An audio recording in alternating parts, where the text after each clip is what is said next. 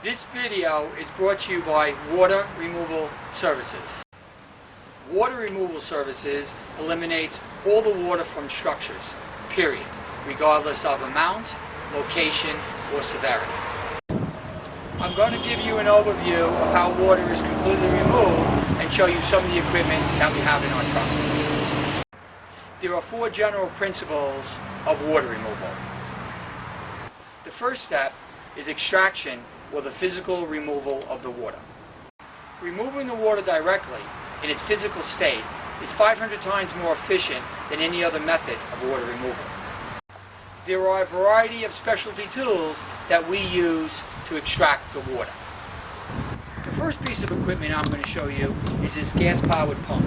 This pump is capable of eliminating 250 gallons of water a minute or 15,000 gallons of water an hour. It can empty a typical built-in swimming pool in around an hour's time. The next piece of equipment I'm going to show you is this water cooler. This water cooler is used in situations where there is water contained in your carpet and carpet padding. It's capable of removing the water without actually lifting up the carpet or the carpet padding and doing any damage. The second principle of water removal is airflow or evaporation. The remaining water is evaporated using high-velocity air movers. These air movers are strategically placed to create the fastest drying times. This is a high-velocity air mover. Depending upon the size and the amount of water on a job, we can use between 1 or 2 to really dozens of air movers. The third principle is dehumidification or balanced drying. The dehumidifier is used to absorb the moisture from the air. This is a dehumidifier that we would use on a typical job. This dehumidifier is capable of extracting over 10 gallons of moisture in a day. We would use as many dehumidifiers as necessary on a job. The fourth principle of water removal is temperature control. Temperature control allows for the fastest drying times while balancing a controlled environment. There are a number of tools that we use to determine the location and the amount of water. The first tool I'm going to show you is a thermal imaging camera. This camera is able to locate water sources by measuring the temperature differential that water creates. So we're able to see or locate water behind walls, sheetrock, carpeting, or other structures without having to damage the structure itself. We're also able to locate water by using moisture meters.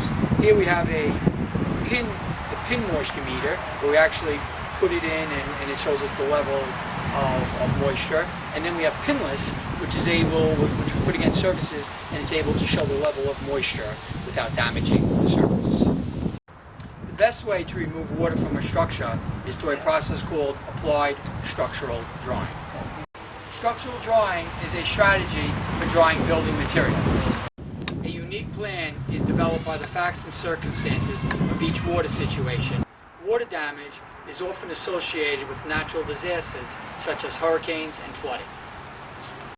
It is much more likely that water damage can occur from appliance leaks, such as leaky toilets, faucets, washing machines, or burst pipes. The kind of water or category of water must be understood, which then forms the basis for the techniques used in water removal.